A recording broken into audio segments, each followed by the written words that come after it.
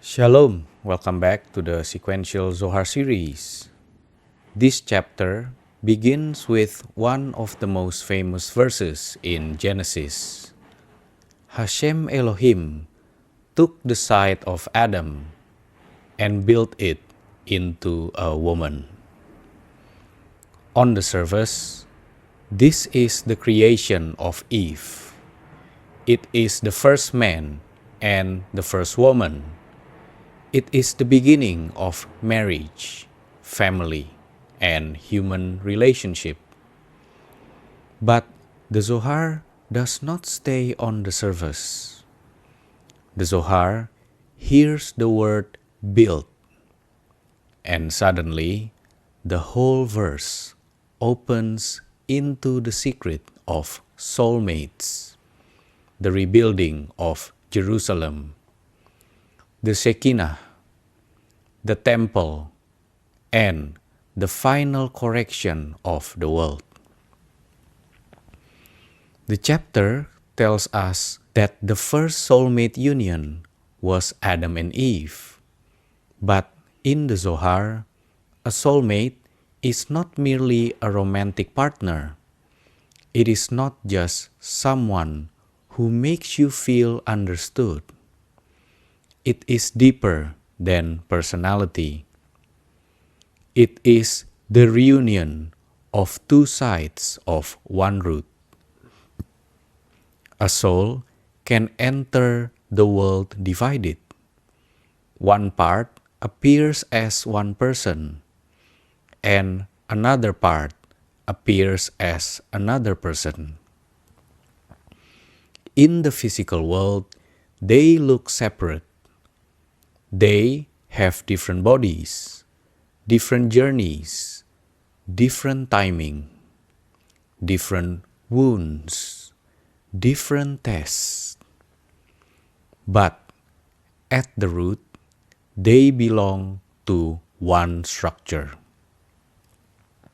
So when Adam says, "This is bone of my bones and flesh of my flesh," he is not only saying, "This woman came from me." He is saying, "I recognize her. She is not foreign to me. She is not an outside addition.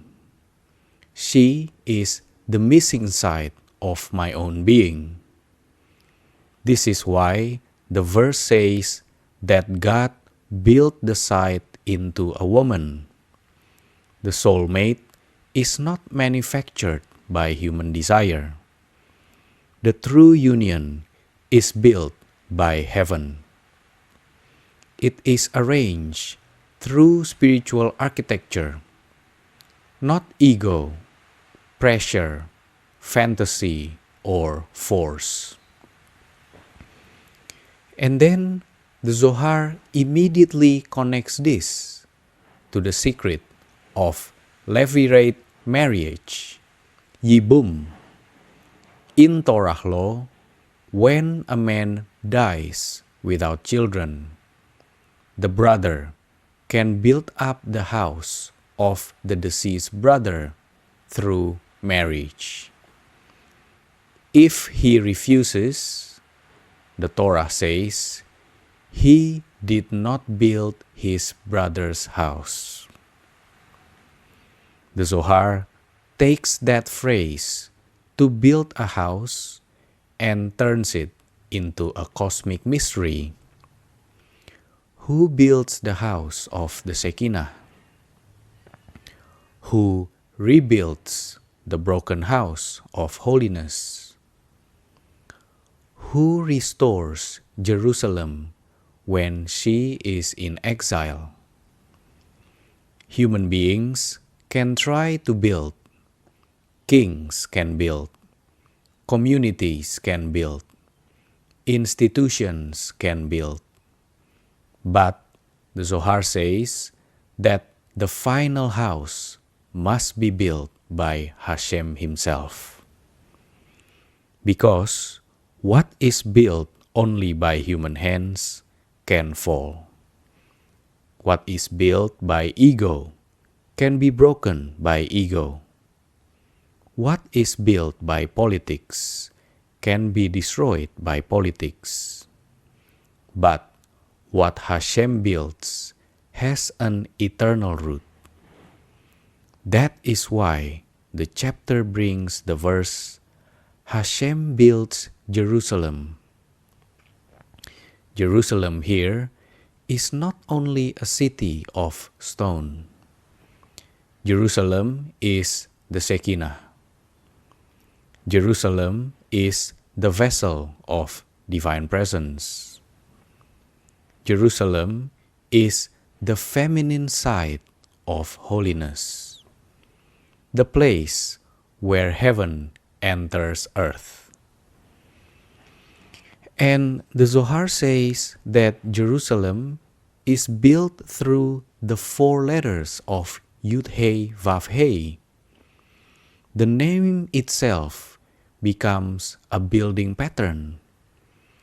Yud and Hei point to Abba and Ima, father and mother, the supernal wisdom and understanding. Vav points to Zer Anpin, the sun, the central line, the flow that connects above and below. The final Hei points to Malkuth, the Shekinah, the receiving vessel. So this is not just a story about Adam and Eve. It is a map of the divine name becoming whole. When the site is built, the name is built. When the feminine is restored, the world is restored. When the Shekinah rises from exile, Jerusalem is rebuilt from within. Then the Zohar speaks about Malkuth of Malkuth and says that she becomes a wall of fire around Jerusalem. This is a very strong image. The Shekinah is not only soft presence, she is also protection. She is a holy boundary. She becomes a wall of fire that guards Jerusalem from the mixed multitude. This means holiness must be protected from mixture. The inner Jerusalem cannot allow every force to enter. Not every voice, not every desire, not every influence, not every spiritual language belongs inside the sanctuary. Many people think love means no walls, but the Zohar teaches a higher love. Holy love has a wall of fire. It protects what is sacred. It keeps the vessel clean. It does not let confusion occupy the place that belongs to the presence. This is why the chapter says the future temple will be built by the Holy One, blessed be He, and will stand for generation after generation.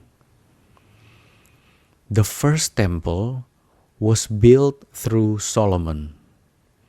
The second temple was also built through human hands. Both had holiness, but both could be destroyed. The final house is different. It is not merely an improved building. It is a corrected reality. The Zohar quotes the verse, "Unless Hashem builds the house, those who build it labor in vain. This is a direct teaching for the soul. If Hashem does not build your inner house, effort alone becomes exhaustion. You can arrange the outer life, but the inner sanctuary remains unstable. You can appear successful, but the foundation may still tremble. The true work is to become the kind of vessel that Hashem can build through, not to force the house, not to control the house, not to decorate ruins and pretend they are temple, but to surrender the building process to the divine architect. Then the chapter returns to the site taken from Adam and connects it to Moses and the two messiahs. The future correction is not isolated. Moses, Messiah ben David, and Messiah ben Joseph are all connected to the rebuilding of the site, the restoration of the Shechinah, and the completion of the human form. The site comes from Chesed, the white light of kindness. The chapter even connects it with the moon, because the moon receives and reflects light. Then the flesh that closes the place comes from Gevurah, the red force of strength and judgment. So, the feminine principle is built from both white and red, both Chesed and Gevurah, both kindness and strength. She is not only softness, she is not only severity, she is the union of both. This is why the Song of Songs says, "His left hand is under my head, and his right hand embraces me." The left hand supports from below. The right hand embraces from around. Judgment gives structure. Mercy gives closeness. Strength lifts the head. Kindness surrounds the heart. This is the corrected union. In practical life, this is very deep. A true soulmate union is not only sweetness. It requires structure. It requires boundaries. It requires mercy, but also truth.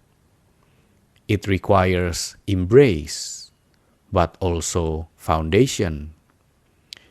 If there is only white light, the vessel may become too soft.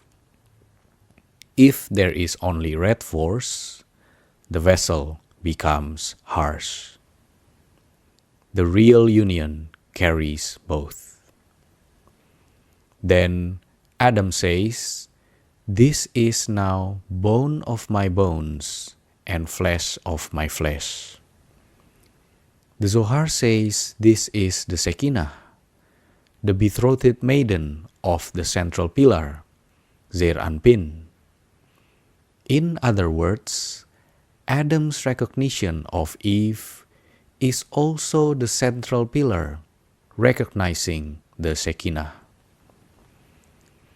The phrase "bone of my bones" means deep structure. Flesh of my flesh means living expression. The soulmate is not merely emotional chemistry. The soulmate belongs to the architecture of the soul and the living movement of the soul. This is why recognition is different from attraction. Attraction can happen quickly and disappear quickly. Recognition feels older than the moment. It feels like something hidden has become visible. It feels like the soul says, I have known this before, even if the body is meeting it now. But the Zohar does not make this cheap or sentimental. It places soulmate union inside redemption. It says that in the future, every child of Israel will merit their soulmate. This is connected with the verse, "A new heart I will give you, and a new spirit I will put within you." So, the true soulmate comes with a new heart and a new spirit. Not only a partner, but a renewed inner capacity. Not only companionship, but prophecy. The chapter even brings the verse that sons and daughters shall prophesy. New souls will appear.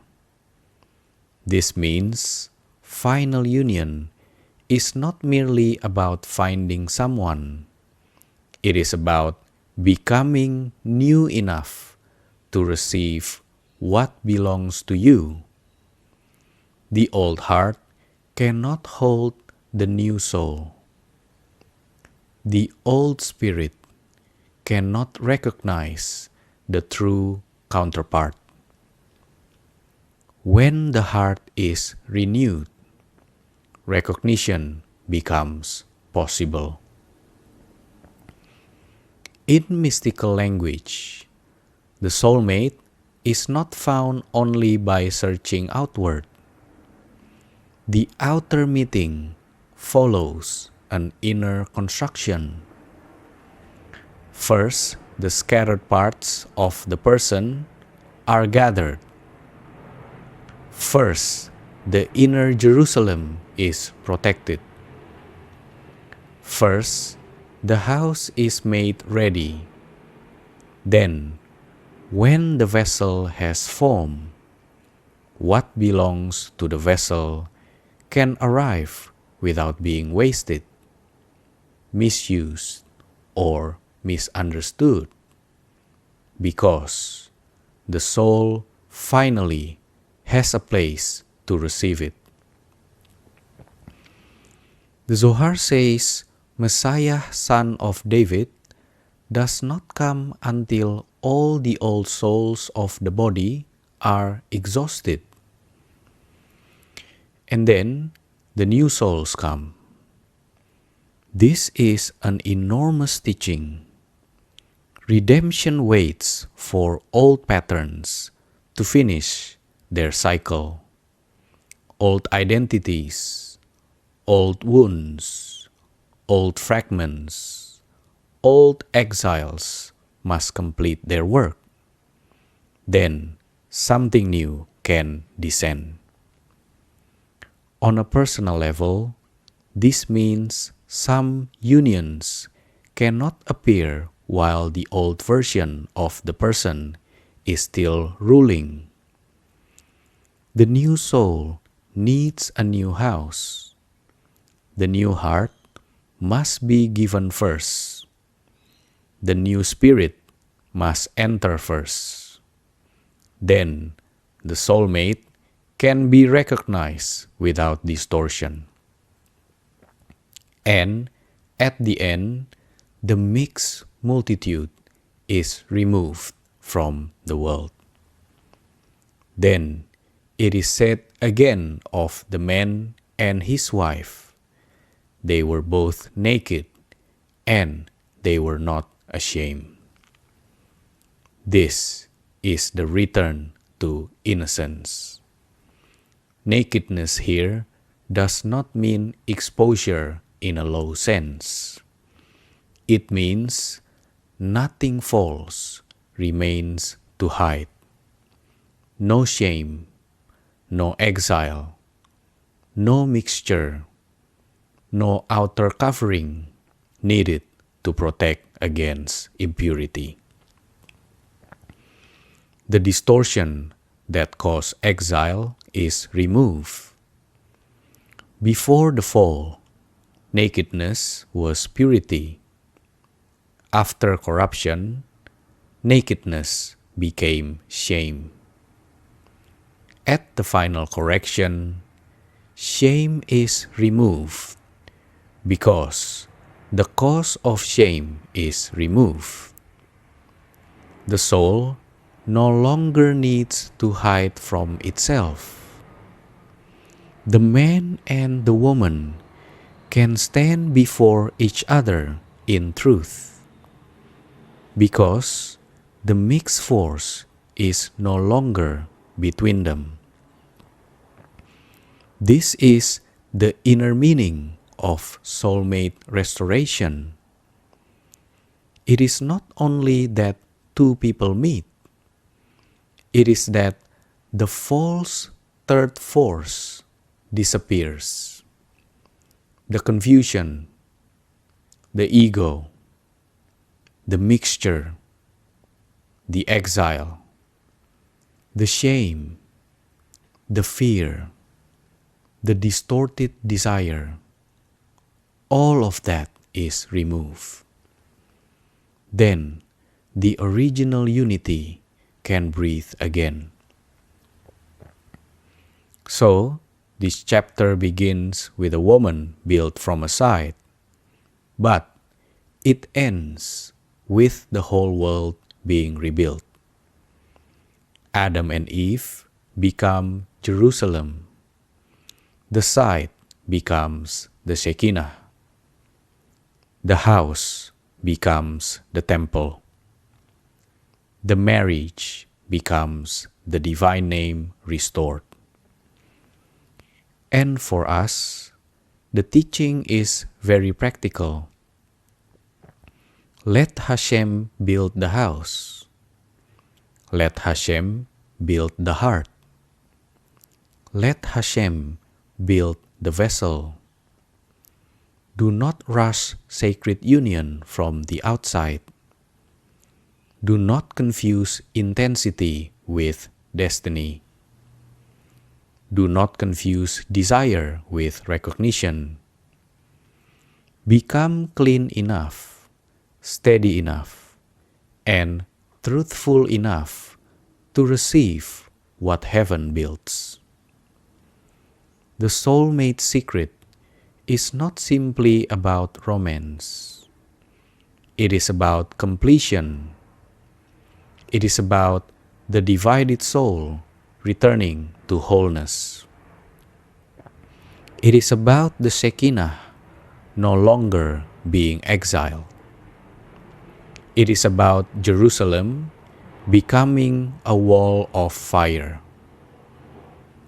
It is about the temple being built by the one whose building cannot fall. And when that happens inside a person, something changes. The soul stops looking for fragments in every direction. It becomes quiet. It waits for what is truly from its root.